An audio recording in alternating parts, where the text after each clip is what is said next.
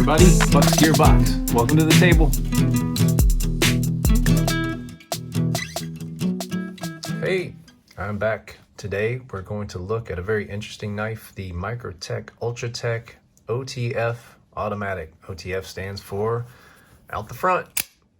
Pretty cool. This is really, really cool. Microtech calls this the flagship model of their out the front pocket knives. And I would say that this is kind of one of the more bare bones one you can get. So this is like if it's a flagship, it's like a F-150 for Ford, right?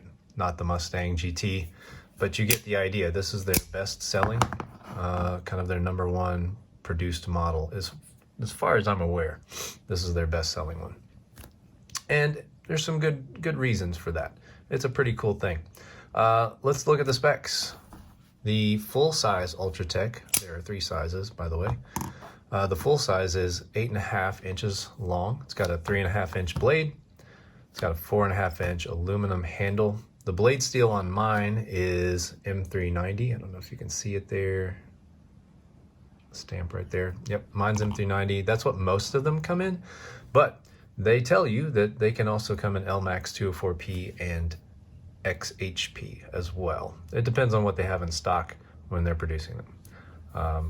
Weighs 3.5 ounces.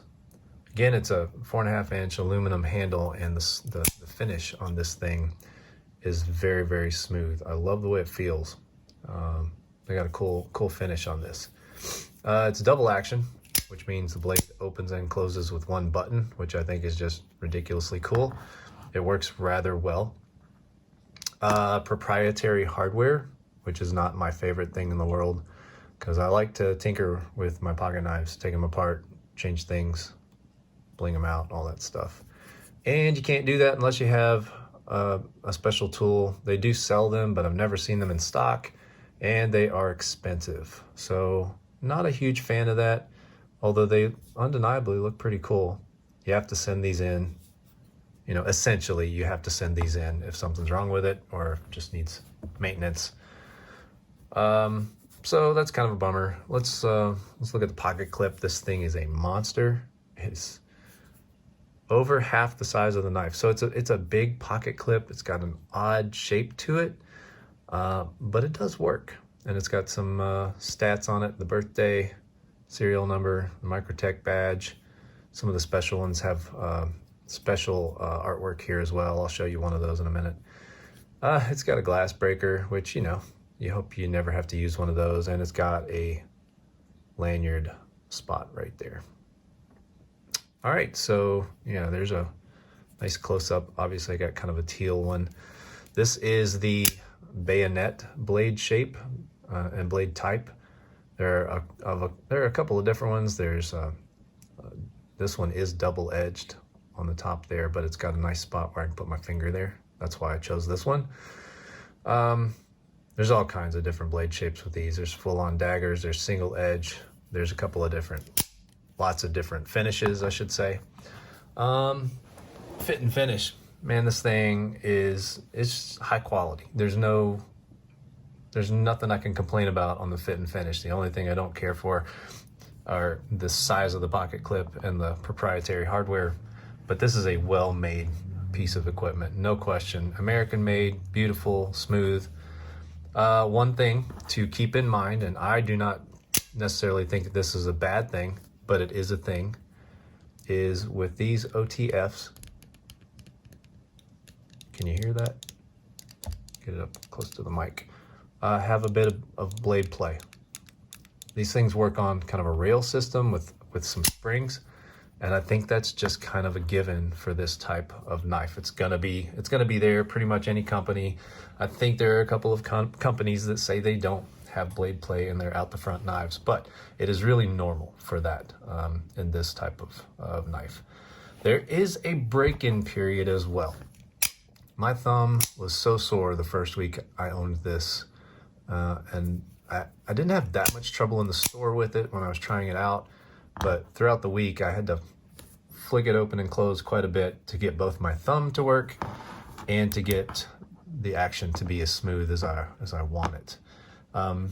Microtech says to put a little oil in there from time to time. Not very much, because you don't want to get gunk inside the knife. And that helps it kind of smooth it out a little bit. Also, that is kind of on purpose. So there's some built-in safety when it comes to the activating this knife. It's kind of tough for a reason, and that's so that it doesn't ever go off automatically. And that's pretty cool. So you can see how long it takes this slider to get to the activation point. So just so you know, and then also there's another built-in safety feature that some people don't know about this. I don't know if they don't advertise it very well, but I'm gonna make sure I don't fire this into my finger. But if you were to accidentally hit this on something, it stops. Now it's still poked a hole there, obviously you can see, but it didn't go very deep. It is gonna hurt. But at this point, the blade is not on, you know, it comes loose from the rail system at this point. And you actually have to kind of work to get it back. I had to do that off camera because you have to kind of flick it back to get it into the place where where the mechanism works. So, for lack of a better way to say it, that's a very untechnical way to say that, but you know what I mean. So there's a safety mechanism. It will go off the rails if it senses that it hit something. So you can't go and be too stupid with this, although you still need to be careful. It will still cut. It's a big pointy end right there, so it's gonna hit something and hurt it, but it's, you know, it's not gonna do a whole lot of damage because of that built-in safety. So just so you know, that is pretty cool. All right, some size comparisons. I don't know about you, but I love it when I see pocket knife size comparisons on everybody's videos. There's a reason we do that. It's because you might be familiar with one of these knives, and you might not be familiar with the one that I am kind of demoing and overviewing for you here. Not necessarily a review. I'm not sure if I'm going to get into full-on reviews. I don't know if there'd be a point system or whatever. But for now, I'm content to just do quick overviews. So there's the Spyderco Paramilitary 2 and Para 3 to give you a little bit of sense of size and scale, because these are knives that most people own, or at least are familiar with. I wish I had my Benchmade Griptilian with me, but I don't. Here's the Bug Out, which is a small, lightweight knife. This is the full-size Bug Out, not the mini. And so you can see the Ultratech is a little bit bigger than that. Here is the Exo Set. Let's compare it to a couple of different other Microtech knives. And here is, actually, this is dumb to use as a size comparison because this is the exact same knife. But I wanted to show you this one anyway, so we'll get to that. Oh, one more. I've got my Sabenza here, which is it's a big knife, you know, and they're about the same size. Very, very close, relatively close. So there you go. There's the size comparisons. But yeah, now I kind of wanted to talk to you about their special knives. Microtech every so often makes a fancy collectible version of their knives. Here is the Jedi Knight. It is not broken in, so I apologize for looking like a weenie. Can't close it yet. But I don't use it because it's kind of a collector's item. I'm not sure that I'm going to even keep it. I'm a Star Wars geek, but this is it's a collectible, you know, so I'm just not probably going to ever use it. But the attention to detail is pretty cool. Now, I'll probably do a separate video on this. I don't want to give this a review right now or anything, or even a long overview. But I did want to show you that Microtech does make some special versions of their knives. I'm a fan of the Star Wars ones. There's the Bounty Hunter. I'm going to put those off to the side. Let me close that one.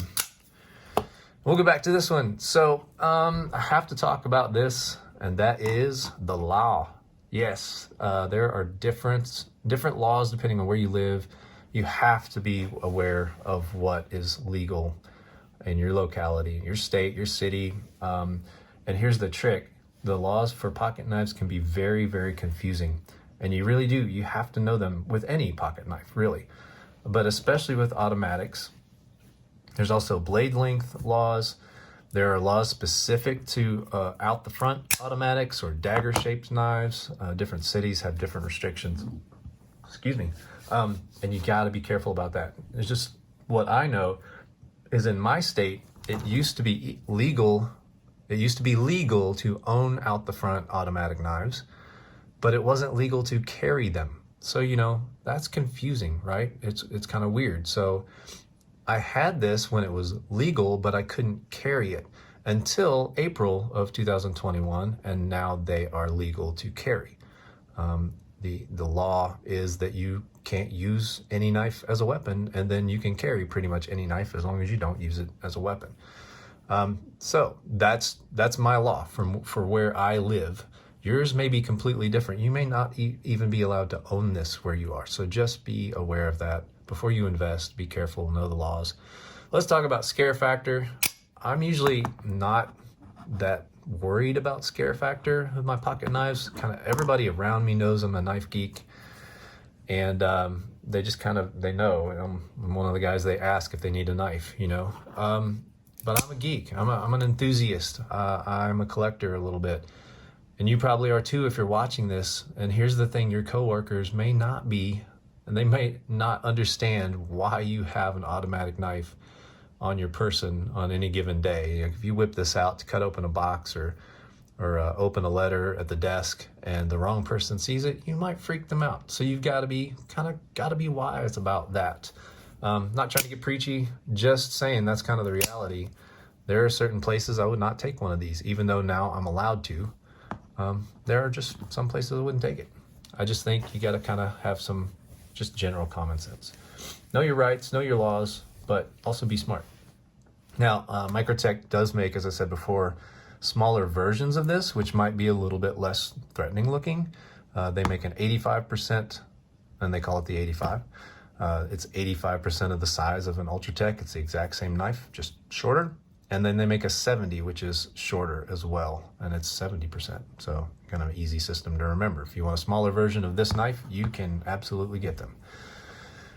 Okay, overall, undeniably, man, the cool factor is fun. It's so good.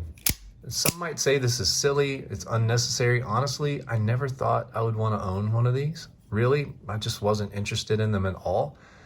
And then I went to River's Edge Cutlery, my hometown shop, and I fell in love. I mean, the way they work, the way they feel, the fit and finish is so good, so smooth. The action was a little tough, but I liked that because I didn't want to stick myself in the pocket, you know, cut my jeans open or dig into my leg with this thing.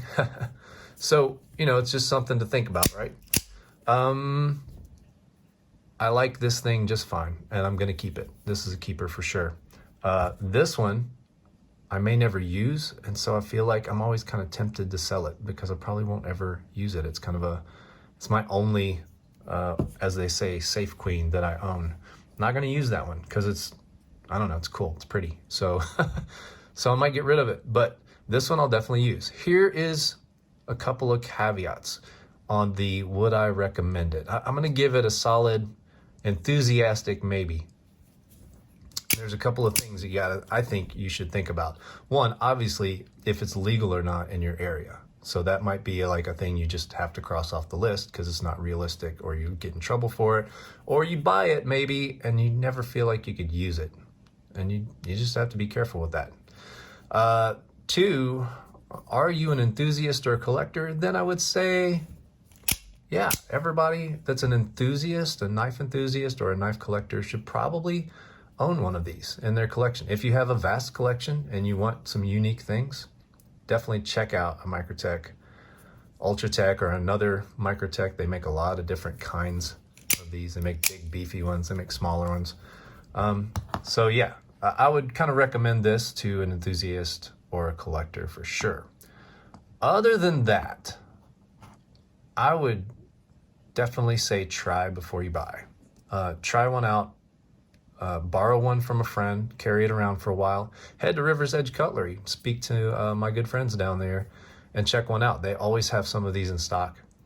And I think they're super, super cool. But here's kind of my one personal caveat. I don't find myself using it all that much. I carry it quite a bit, especially this one. I keep my bounty hunter on my desk at home typically to open letters because it is the perfect little letter opener. And it's also a fun conversation piece when people are over. But this guy, I do carry a lot. I just don't use it all that much. Typically, what I carry is something more like that. Along with this, I have this somewhere, maybe in my bag, or maybe I'm carrying it in my pockets, but I also typically have a regular old pocket knife. And I typically will use my regular old pocket knife over this 9 times out of 10. I don't know why that is. I just know that that's true for me. It's not like a mental thing. This thing is plenty tough. You can go on here on the YouTubes and find people with videos that are abusing them, putting through a lot of rigorous tests, and they're tougher than you think they would be for being on rails. And yeah, it's not a knock on this at all. It's just that I find myself going to a regular old pocket knife far more often than I go with this one. It's just something to be aware of. Almost always reach for a regular one.